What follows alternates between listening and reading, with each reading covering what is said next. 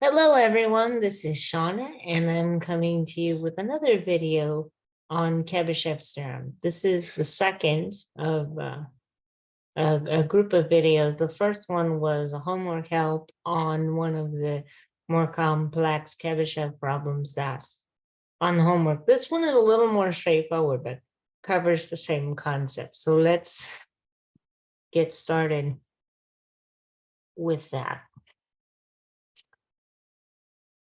So the problem says this. Let me write it for you on the screen. Let's see.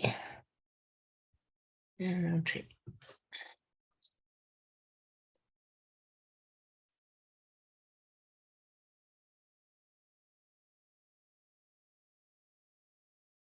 Okay.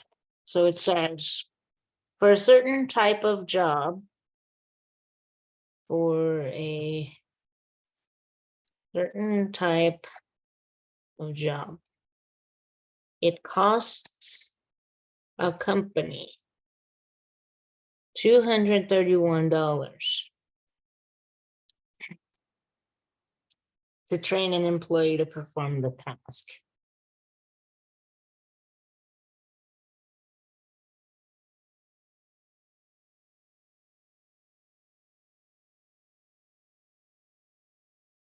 The standard deviation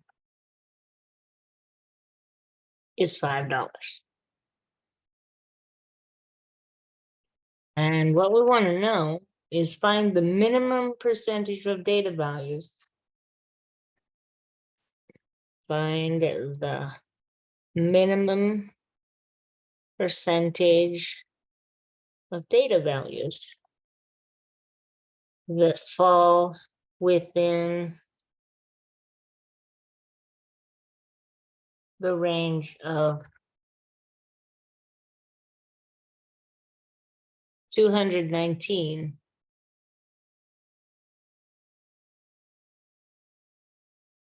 to $243. Okay, $43. And we want to use Chebyshev's theorem, obviously. So,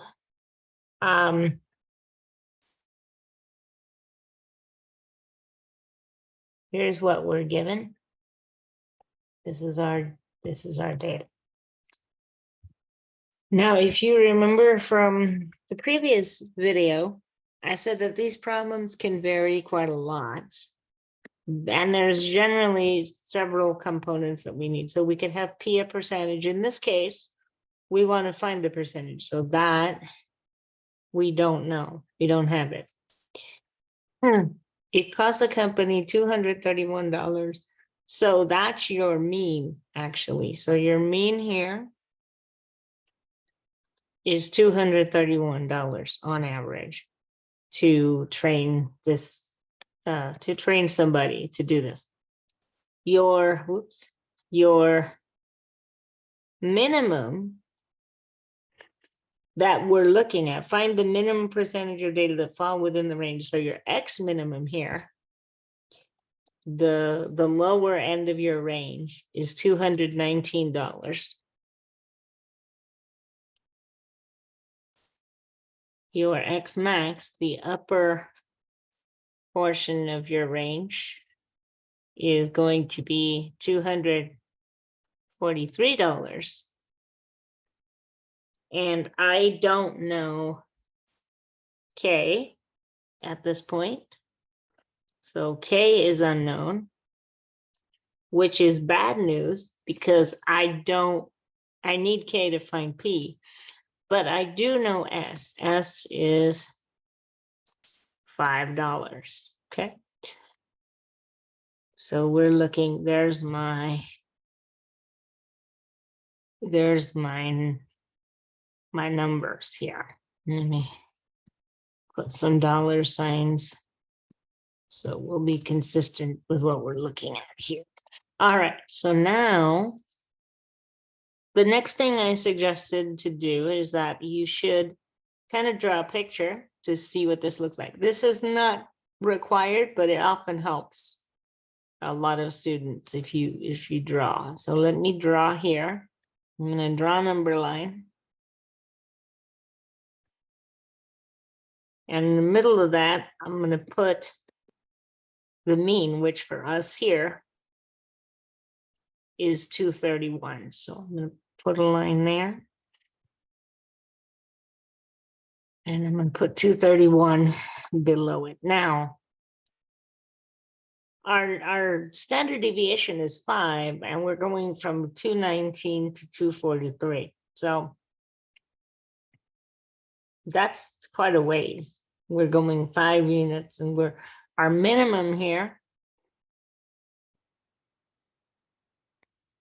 somewhere here is,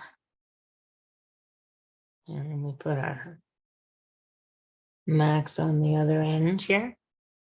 So this is 219 here. And this is 243 over here.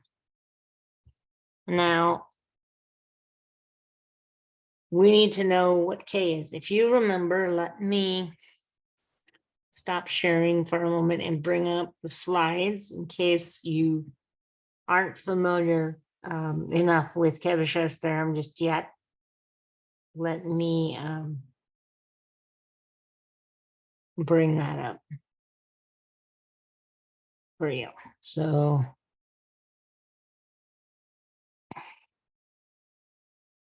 bear with me for a moment here.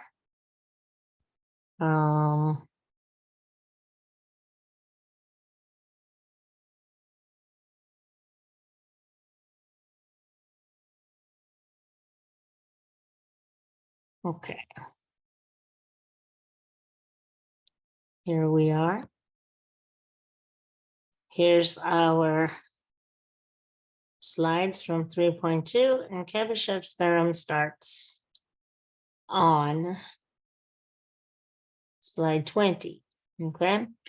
Gives the percentage of the spread in terms of the standard deviation. At least 1 minus 1 over K percent of values from a data set will fall within K standard deviations of the mean. So notice we need to know K, we need to know S. So here, if you come down, G also gives you this formula. The mean minus KS is the smallest value, and the largest value is mean plus KS. So with that in mind, let's go back to our whiteboard here. Now, we can say that we know that P, based on what we just read, the percentage is greater than or equal to, because it's at least 1 minus 1 over K squared. But we don't have K. So we need to get K in order to find our percentage. So what we're going to do, you have 2 options. You can use this lower value, this 219, or you can use this 243 here. So I'll write them out for you. You can either say that, remember, X minimum is equal to the mean, which she calls X bar on the slide, minus KS. Or you can say that you have X max,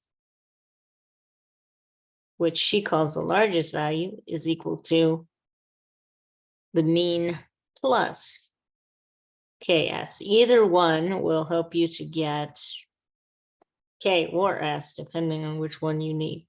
So in this case, we know S is $5. If I use the minimum, my equation will look like 219 is equal to the mean of 231 minus K, which remember we don't have, but S is 5. Or if we use the max, we'll end up with an equation that looks like 243 is equal to the mean, which is 231 plus 5K or K5, right? So either one of those equations you can solve. You don't need to set up both of them. I just have, depending on what you're used to. Solving on the left, I would subtract 231 from both sides. So I would get 219 minus 231 is equal to 231 minus 231 minus K5. And that would give me negative 12. Negative 12 is equal to negative 5K. And then in that case, if I divide both sides by negative 5, I get negative 12, negative 12 divided by negative 5 would equal negative 5K divided by negative 5. And that would then leave me with 12/5 is equal to K. Now, usually we convert this to a decimal. Sometimes we don't, but if you're doing it by hand, it's probably easier to leave it a fraction. But if you're doing it with a calculator, it's probably easier to make it a decimal. If you divide 12 by 5, you'll end up with K being 2.4. Now, some of you had wondered, well, can K be a decimal since I have to be standard deviations away? Yes, you do have to be a certain number of standard deviations away, but it doesn't have to be that you're a whole standard deviation above or below. So you can be a part of a standard deviation, and that's what this reflects. This is 2 4/10 of an entire standard deviation. So K can be a decimal, as can S, but K here is 2.4, which makes it a little bit harder to show cleanly on the diagram, but we'll come back to that. If you're solving for the X max equation, for the benefit of those of you who chose that option, I'm going to subtract 231 from both sides, and I'm going to get 243 minus 231 is equal to 231 minus 231 plus 5K or K5, either way. And then this will become, this will become 12, positive 12 this time, is equal to 5K or K5. And I divide by 5 on both sides as before. 12 divided by 5. Notice here that, oops, I'm missing a negative. Let me drop that in there for the benefit of the video. This is going to be 12/5 is equal to K5 divided by 5. And 12/5 then is equal to K, which in fact is 2.4. So, okay, let me just erase one thing here. I might have to erase a couple. Yeah, I'm going to have to go back and type that because I had that in the whole situation. So bear with me for a minute while I type that in for you. Minus 231.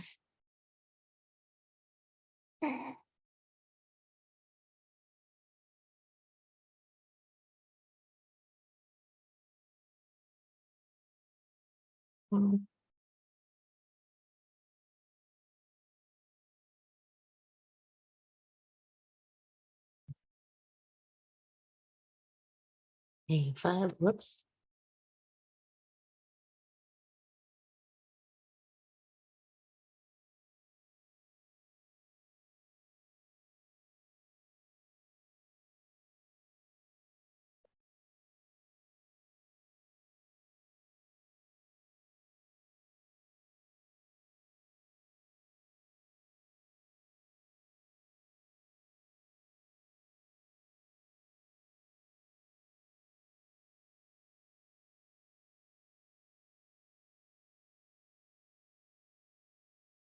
And then since you have a negative divided by a negative on this side, you end up with a positive answer.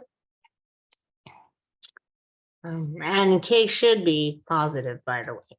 So if you get a negative number for K, you've done something wrong. Most likely, something like what I did here for getting a negative sign, or sometimes reversing the procedure. So we have 2.4 is equal to K. All right, now to finish up the problem, you only need to show one of these calculations, either the X max or the X min. But the question asks us, find the minimum percentage of data values. So we want to find P up here, okay? So to answer our question, P is equal, I'm going to use the equal version here for a second. P is equal to 1 minus 1 over. Now, K here is 2.4. So I'm going to write that down. And here's where calculator comes in handy. This is 1 minus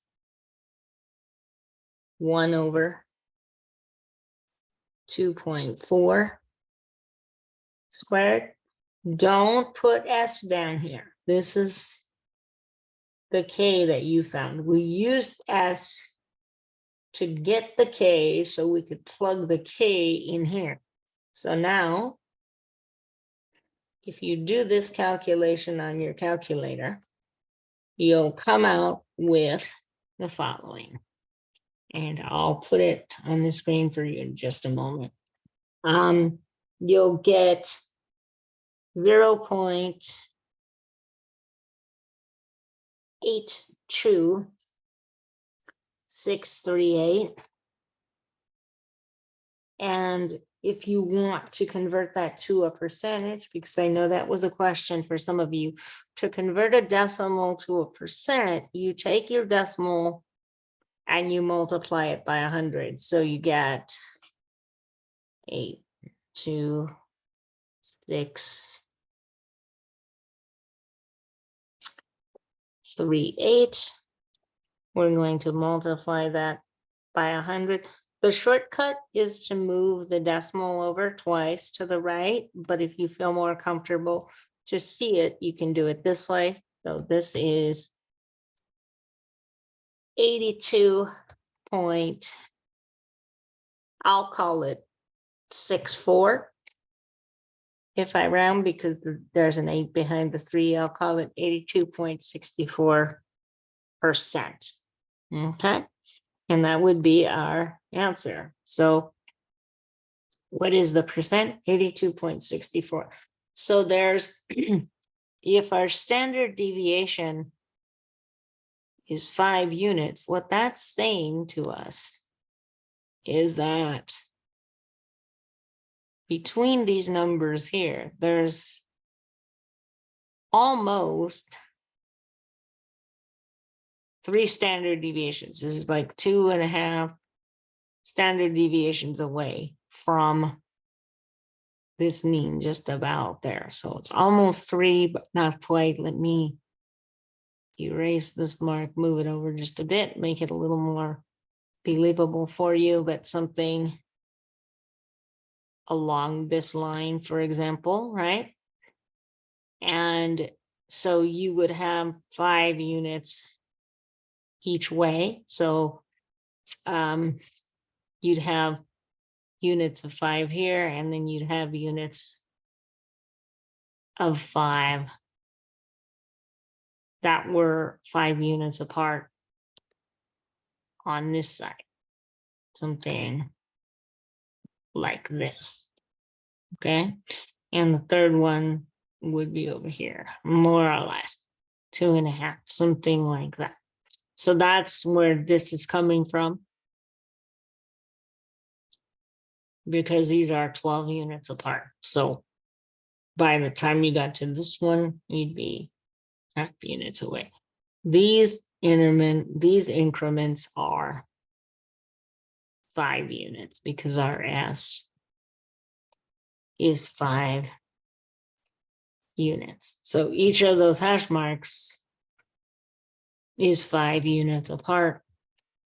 And it takes a little more, not quite 3 of these to get back from the edges. That's where we are. And I hope that helps you, ladies and gentlemen. If you have any questions, you can feel free to drop them in the comments or drop me a message to my school inbox, okay? I'll talk to you later. I'll see you in my next video. Bye for now.